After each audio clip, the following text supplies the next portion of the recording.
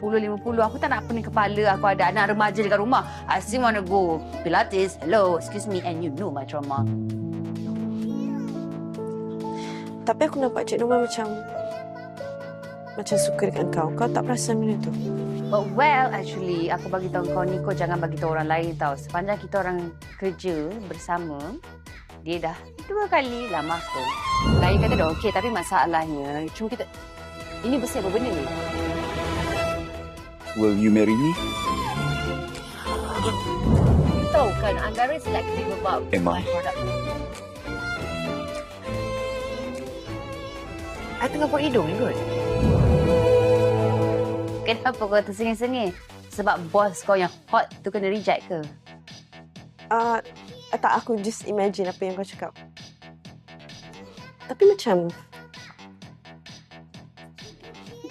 Tak adalah, aku macam kesian dekat dia sebab kau asyik reject dia je kan? Dia adalah juga merajuk and put some distance. Hey! You, jom lunch? I busy. Merajuk? Cik Norman, saya nak tanya. Nanti selesai. Cik Norman. Love, imagine this, okay? Encik Roman tu seorang lelaki yang perfect. Ramai perempuan suka dia. So imagine lah kalau aku accept relationship ke, kahwin dengan dia ke apa-apa ke apa. Walaupun dia tak suka perempuan lain. Kalau ada perempuan lain suka kat dia, aku tak boleh. Aku